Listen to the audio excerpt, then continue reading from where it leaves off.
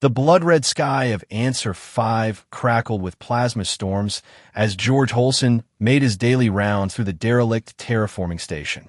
The air outside was poison, the ground scarred with volcanic fissures that belched sulfuric vapor into the charged atmosphere. This wasn't a place for the living, yet here he was, exiled to serve as a maintenance engineer on a failed experiment in planetary conversion.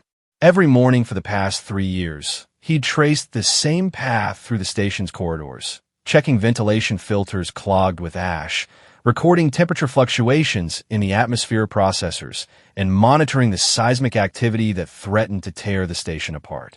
The sovereign houses had sent him here with promises of rehabilitation, but George knew better. This was a dumping ground for those deemed troublesome to the New Order. The scars on his arms were testament to survival attempts that had almost killed him. The third time he tried to escape, 3 years ago, the orbital patrol had left him for dead in the outer reaches of the solar system. Only by chance had a supply drone found him and dragged him back to this planet-sized prison. Now, he simply endured, maintaining the fiction that someone might eventually retrieve him.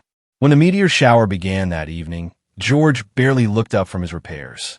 Such displays were common here. But when one of the falling stars began to grow larger, brighter, and altered course in ways that violated basic physics, he dropped his tools and ran for the reinforced observation pod. The object hit the surface with surprising gentleness, guided by some force that seemed to bend reality around it. Through the station's external cameras, George watched as a figure emerged from the impact crater. She was unlike anything in the databases, part woman and part something else entirely. Crimson fur covered portions of her body, while crystalline wings folded against her back caught the plasma lightning and refracted it into prismatic bursts. She collapsed at the crater's edge, and against every survival instinct he'd honed over 3 years of isolation, George activated the emergency airlock sequence. The station's ancient AI protested with warnings about alien contamination protocols, but he overrode them. Something about the figure drew him forward, past rationality, past caution. When he reached her, she opened eyes that swirled with colors no human could perceive. Her mouth moved, speaking words that bypassed his ears and resonated directly in his mind. "Orion," she whispered. "Finally, I have found you." "My name's George," he replied, though his voice trembled. "Who are you?" "Anna," she managed, before blood trickled from her lips. Wounds marred her chest, where something had pierced her crystalline armor. "The hunters, they're coming. You must protect the flame." "I don't understand any of this," George said, though his hands were already moving to staunch her wounds. "What flame? Who's hunting you?" But Anna had fallen unconscious, her breathing shallow. George faced a choice that would define everything to follow: leave her to die and maintain his careful isolation, or bring her into the station and confront whatever this mystery might reveal. His mind whispered warnings, but his hands were already working to construct a makeshift stretcher. Something about her words had awakened memories that weren't his own, echoes of a name he'd never heard before, Orion, calling through the static of his thoughts.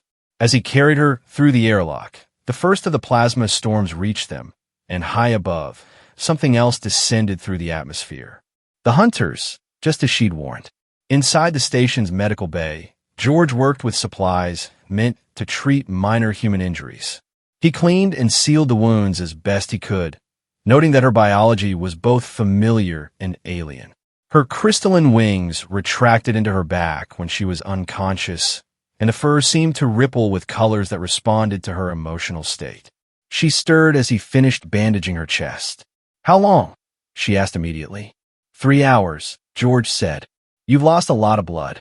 Whatever you are, your body's trying to heal itself, but—" "They're here," she interrupted, her eyes wide with fear. "I can feel them through the plasma field. 3 ships, Hunter class. They've tracked me across star systems." "Who are you running from?" "The sovereign houses. They sent me to find the Echo, the last descendant of Orion, and bring them back for execution. But I found something else." She tried to sit up, wincing. "You're not who you think you are, George Holson. I'm exactly who I think I am. A disgraced engineer the government threw away." "No." She reached out, and touched his scarred arm. The echo runs through your veins. That's why they sent you here, not to die, but to be forgotten. They hoped the knowledge would die with the exile. Before George could argue, the station's alarms erupted. Multiple contacts were landing less than a kilometer away. Through the security feeds, he watched armored figures emerge from sleek vessels that bore the emblems of the Concordat, the ruling body that had sentenced him to this place. "We need to move," George said, his survival instincts overriding his confusion. "This station has maybe 20 minutes before they breach the perimeter." "Where can we go?" Anna asked, forcing herself to her feet. "This planet is suicide for unprotected travel. There's an old mining complex 40 kilometers north. Half buried, probably still has some structural integrity. It's our best shot." As they gathered supplies, food concentrates, water recyclers, medical kits, George's mind raced with questions. If what Anna said was true, his entire existence had been a lie. But why invent such an elaborate fiction for one man? The first blast hit the station's outer shields as they reached the maintenance hangar. George had modified an old survey vehicle for solo excursions, upgrading its environmental systems with scavenge parts. It would have to serve them now. "Tell me about these hunters," he said as they loaded the vehicle. "What are we up against?" "Genetically modified warriors," Anna replied, her voice tight with pain. "They serve as enforcers for the sovereign houses. Faster than humans, stronger, equipped with weapons that can tear through standard armor like paper. And they're after you because I discovered the truth about the Echo, about what it could mean if awakened." They both fell silent as another blast rocked the station. The shields were failing. "What flame were you talking about?" George asked as he started the vehicle. Anna's eyes met his, swirling with those impossible colors again. "The eternal flame, the source of all life in the Concordat. It was divided, hidden, protected by the ancient pact. Orion's bloodline was meant to guard it, but they were hunted nearly to extinction." The hangar door cycled open, revealing the Hell's Cape beyond. George engaged the vehicle's shields and accelerated into the storm. Behind them, the station's shields finally collapsed. The journey to the mining complex tested both vehicle and occupants.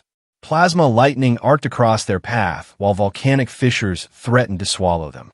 George navigated by memory and old survey maps, pushing the vehicle beyond its safety parameters. Anna provided what information she could between bouts of pain. Her people, the Kalesh, had been guardians of ancient knowledge. They discovered that the sovereign houses had been systematically eliminating threats to their power, including descendants of the original protectors. "The Echo isn't just blood," she explained. "It's understanding.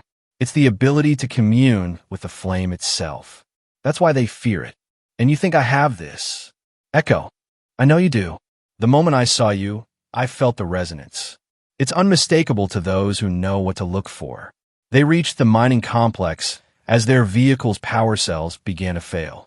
The structure was partly collapsed, buried under centuries of ash and debris, but the main shaft remained accessible. George guided them deep underground, following emergency lighting that flickered with ancient power. Once they'd secured their position, George worked to repair and recharge their equipment while Anna rested. The complex had automated systems that still functioned partially, powered by geothermal generators that had weathered the planet's transformation. "Why me?" George asked during a quiet moment. "If what you're saying is true, why was I the only one they exiled here?" "You weren't," Anna said softly. "There were others over the years. The sovereign houses use this planet as a graveyard for inconvenient truths. Most don't survive long enough to matter. But I did. You did. And that's why I was sent to find you. Initially, to kill you. But when I found the evidence of what had really happened to the Kalesh, to all the Guardian races, I couldn't be part of it anymore." The next 36 hours passed in tense preparation. George secured the complex's entrance and mapped escape routes through the ancient mining tunnels. Anna's condition improved, her body's accelerated healing, knitting wounds that would have killed a human.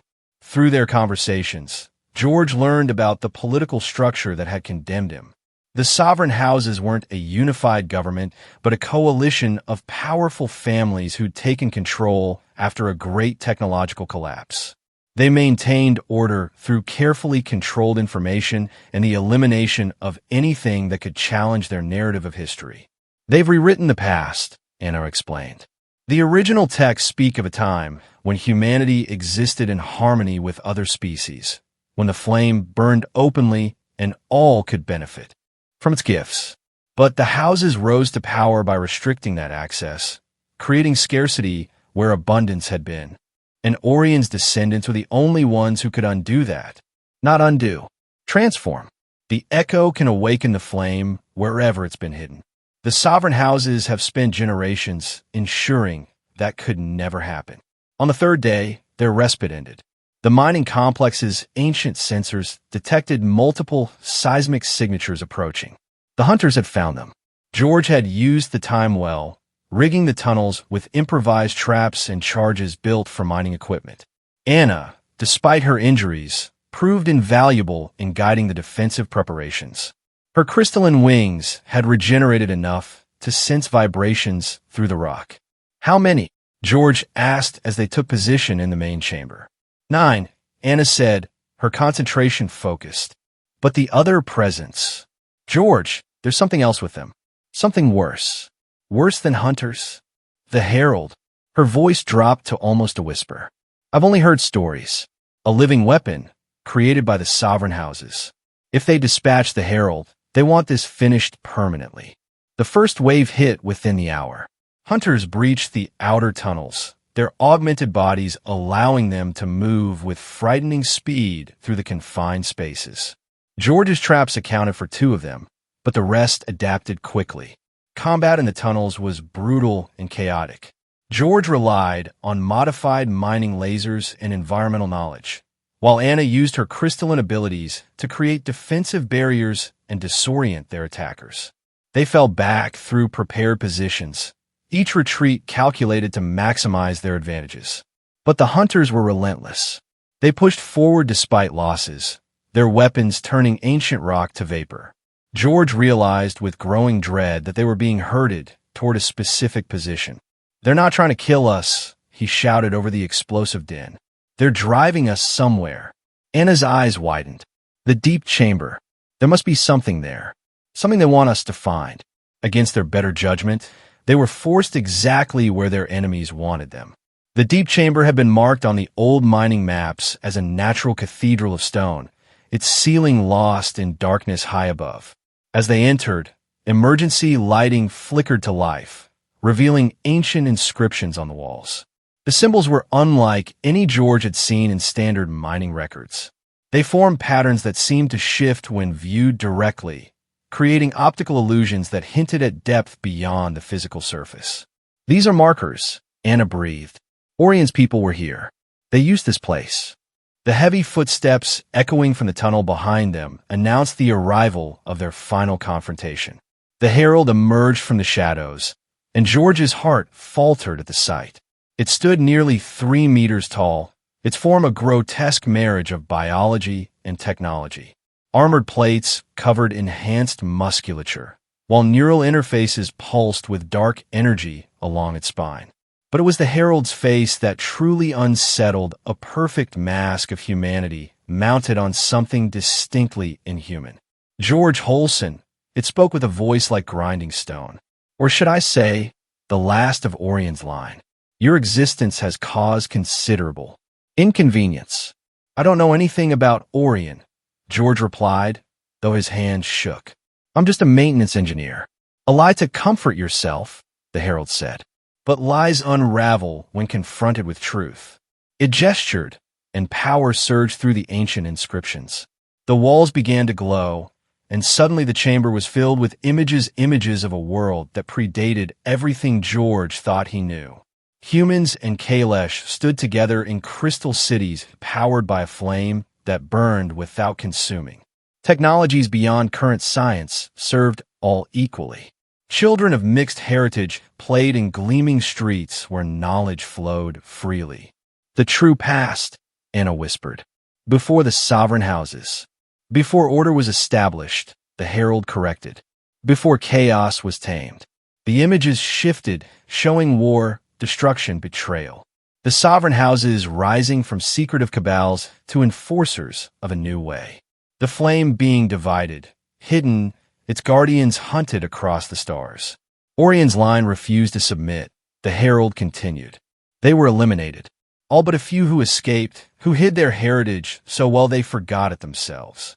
This isn't real, George said, but the words felt hollow. Touch the wall, Anna urged him. Complete the connection.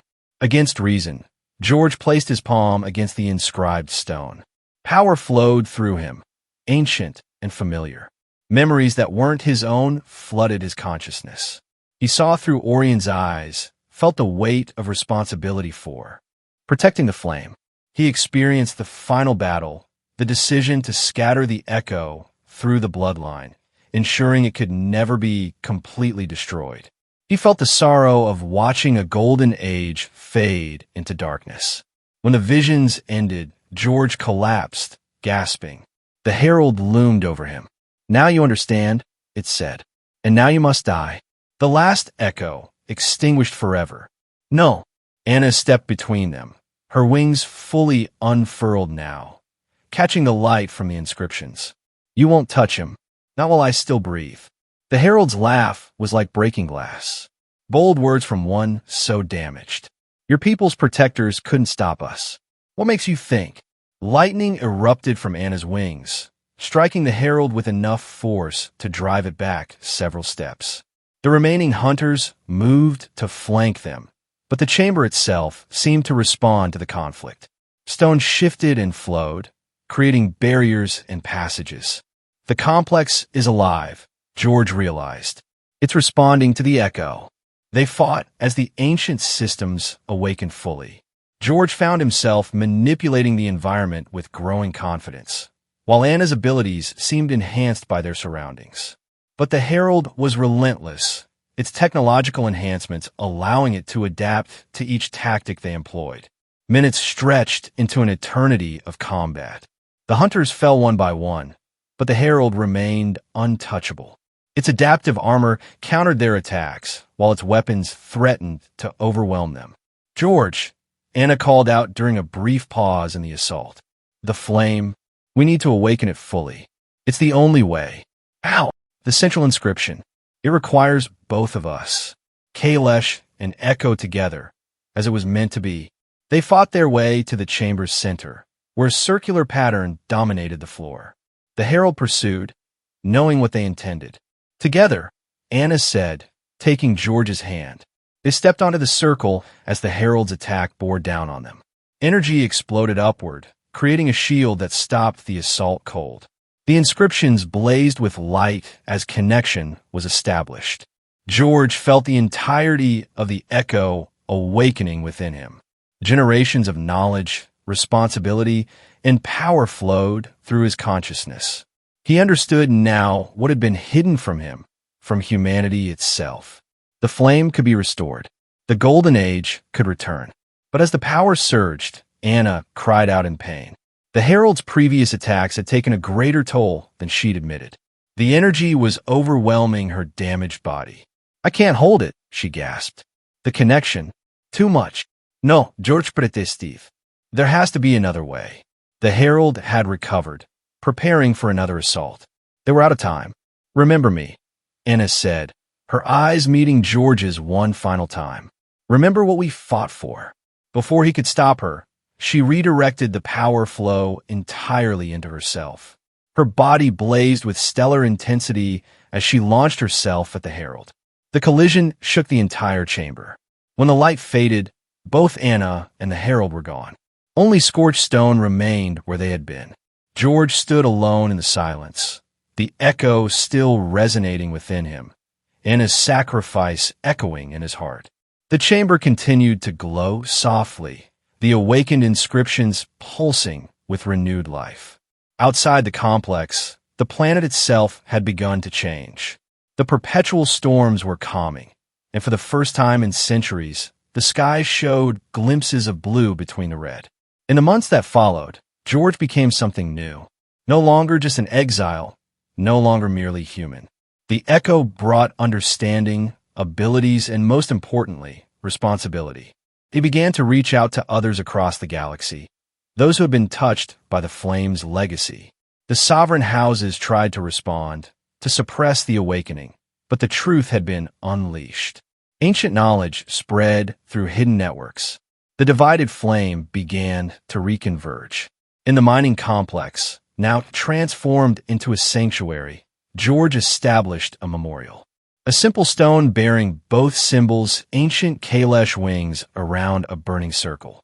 Visitors came from across the star systems, drawn by stories of the Beastwoman who had sacrificed everything and the awakened Echo who had changed the course of history. Sometimes, in the deepest hours of planet's night, George would return to the central chamber. There, where the inscriptions still glowed with ancient power, he would speak to empty air. "I kept the promise," he would say. "The flame burns again." And occasionally, perhaps only imagined, perhaps real, he would hear a familiar whisper in response. "I knew you would, Orion." The Golden Age had not returned overnight.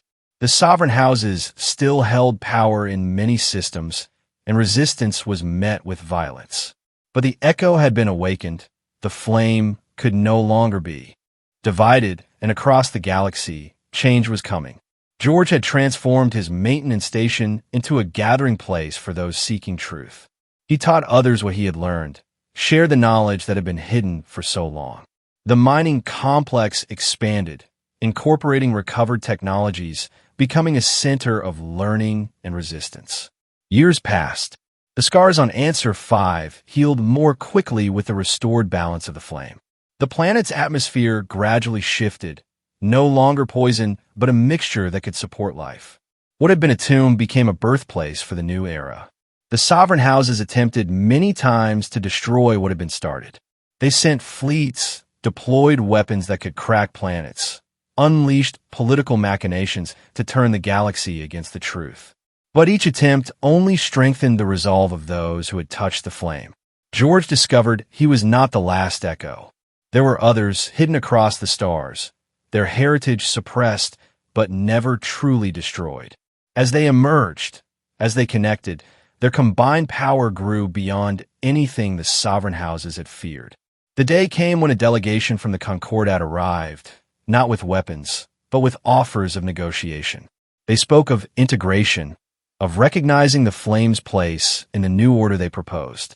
George listened, understanding that victory could not come through destruction alone. The flame was never meant to be owned, he told them.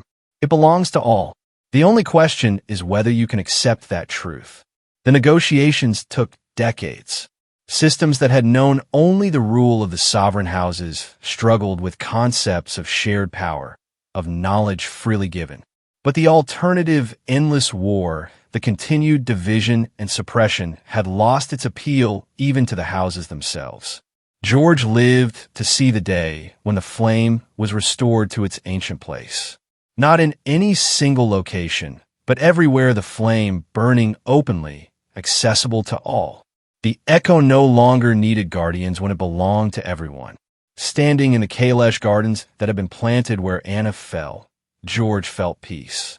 His hair had turned gray, his body showed the weight of years, but the echo remained vibrant within him. A figure approached through the crystal flowers, children who had never known the divided world playing nearby. As the visitor drew near, George's breath caught. The newcomer had crimson fur and crystalline wings that refracted the garden's light. Not Anna, there was only one Anna, and her sacrifice could never be undone. But her daughter, found among Kalesh refugees who had hidden across generations, bearing her mother's features and her father's forgotten strength. "I am Kaelana," she said, bowing formally. "I came to thank you for keeping the promise made to my mother." George returned the bow, emotion thick in his throat. "She saved us all. The flame burns because of her courage." "The flame burns," Kaelana replied, "because two peoples chose to trust again, to fight together instead of apart."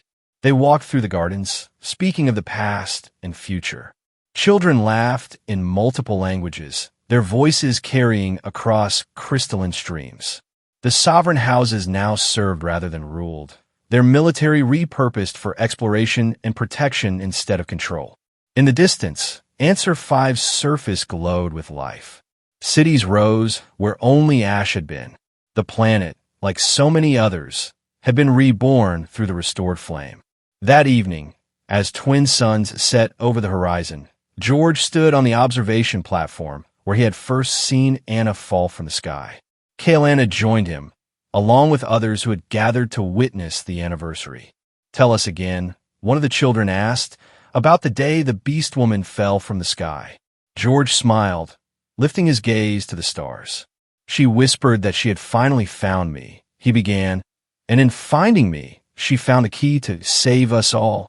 As he spoke, the eternal flame danced in crystalline hearts throughout the city, its light reflected in the eyes of all who listened. The echo had fulfilled its purpose, and the golden age had returned, for the darkness had retreated, driven back by the light of truth, sacrifice, and hope. The future stretched ahead, vast and full of possibility. And somewhere in the spaces between stars, George felt Anna's presence one final time, not as memory, but as something eternal, woven into the very fabric of a universe they had saved. The flame would burn forever, as it was always meant to, and the story of the Beastwoman who fell from the sky would be told for generations to come, inspiring others to stand against tyranny, to fight for truth, and to remember that even the darkest void could be illuminated by those willing to carry the light. The words echoed through the new night. She had finally found me, and in finding him, she had found salvation for them all.